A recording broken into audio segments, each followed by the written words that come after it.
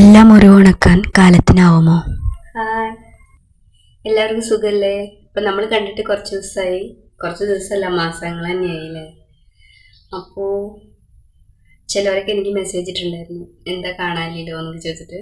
അവരോടൊക്കെ നല്ല സ്നേഹം അറിയിക്കുകയാണ്. പിന്നെ എന്തുകൊണ്ട് ഇത്രയും ആഴ്ചകളോളം അല്ലെങ്കിൽ മാസങ്ങളോളം വന്നില്ല എന്ന് ചോദിച്ചാൽ കുറച്ച് സുഖമില്ലായിരുന്നു. പിന്നെ നമ്മുടെ വീടിൻ്റെ റിനോവേഷൻ വർക്കൊക്കെ നടക്കുമായിരുന്നു.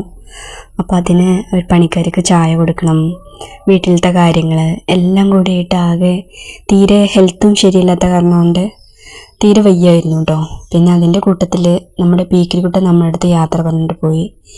അവൻ വലുതാവുമ്പോൾ അവനെ എങ്ങനെ നമുക്ക് പീക്കിരിക്കുട്ടാന്ന് വിളിക്കാൻ പറ്റുക? വലുതായിട്ട് പീക്കിരിക്കുട്ടാന്ന് വിളിക്കുന്ന മോശമല്ലേ എന്നൊക്കെ ഞങ്ങൾ തമ്മിൽ പറയായിരുന്നു കേട്ടോ. പക്ഷേ അവൻ എന്നും പീക്കിരി തന്നെ ആയിട്ടിരിക്കാനായിരിക്കും ഇഷ്ടം. അതുകൊണ്ട് തന്നെ അവൻ നമ്മളെ വിട്ട് സ്വർഗത്തിലേക്ക് പോയി. ഏതെങ്കിലും ഒരു നല്ല അച്ഛനും അമ്മയ്ക്കും നല്ലൊരു ഉണ്ണിയായിട്ട് ജനിക്കാൻ അവന് സമയമായിട്ടുണ്ടാവും എന്ന് ഞാൻ വിശ്വസിക്കുന്നു. അല്ലെങ്കിൽ സ്വർഗത്തിലൊരു മഞ്ഞുതുള്ളിയായിട്ട് അവ ഇരിക്കുന്നുണ്ടാവും എന്ന് വിചാരിക്കുന്നു. അപ്പോൾ ഇതാ ബാക്കിയുള്ളവരൊക്കെ ഇവിടെ ഉണ്ട്. പിന്നെ നമുക്ക് പൂച്ചക്കുട്ടികളെ നഷ്ടപ്പെടുക, വേദന അനുഭവിക്കുക എന്നൊക്കെ ഉള്ളത് കുറേ വർഷങ്ങളായിട്ട് നമ്മളത് അങ്ങനെ ശീലമായി കഴിഞ്ഞു. കുറേ വിഷമിക്കും, കുറേ കരയും, പിന്നെ നമ്മൾ നോർമലാവും. കാരണം ഇവരെയൊക്കെ നമ്മൾ സ്നേഹിക്കുമ്പോൾ എങ്ങനെയായാലും വേർപാടൊരു വേദന തന്നെയാണല്ലോ.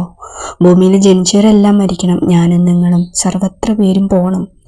എന്നാലും ചില പെട്ടെന്നുള്ള യാത്ര പറച്ചുകൾ നമ്മളെ വല്ലാതെ വിഷമിപ്പിച്ച് കളയും. എങ്കിലും ഇതാ ബാക്കിയുള്ളവരായിട്ട് നമ്മളങ്ങനെ വീട്ടിലത്തെ കാര്യങ്ങളൊക്കെ ആയിട്ട് അങ്ങനെ മുന്നോട്ട് പോകുന്നു. അപ്പോൾ നമ്മുടെ പീക്കിരിക്കുട്ടൻ ഏറ്റവും കൂടുതൽ പീക്കിരിക്കുട്ടനെ മിസ്സായത് നമ്മുടെ ബബിൾ കുട്ടനാണ് കേട്ടോ. അവർ രണ്ട് ശരീരവും ഒരു മനസ്സും പോലെ ഇരുന്നുണ്ടായിരുന്ന ആൾക്കാരാണ്. ബബിൾ കുട്ടൻ കുറേ ദിവസമൊക്കെ വീടിൻ്റെ നാലുപുറം നടന്ന് തരികയായിരുന്നു പീക്കിരിക്കുട്ടനെ.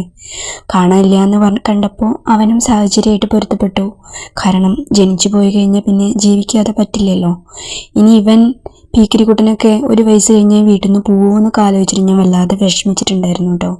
അതോർത്ത് ഇനിയൊരു വിഷമം വേണ്ടാന്ന് പറഞ്ഞിട്ട് അവൻ ഇവിടുത്തെ മണ്ണിൽ തന്നെ എന്നേക്കായിട്ട് ഉറങ്ങി. അപ്പോൾ പീക്കിരിക്കുട്ടനെ അവസാനമായിട്ട് കാണാൻ ആഗ്രഹമുള്ളവർക്ക് വേണ്ടിയിട്ടാണ് ഞാൻ പീക്കിരിക്കുട്ടൻ്റെ ഒരു വീഡിയോ കൊടുക്കുന്നുണ്ട്. അപ്പോൾ പീക്കിരിക്കുട്ടൻ പോയ സമയത്ത് അവൻ്റെ വീഡിയോ എടുക്കാനുള്ള മനസ്സ് എനിക്ക് ഉണ്ടായിരുന്നില്ല കേട്ടോ.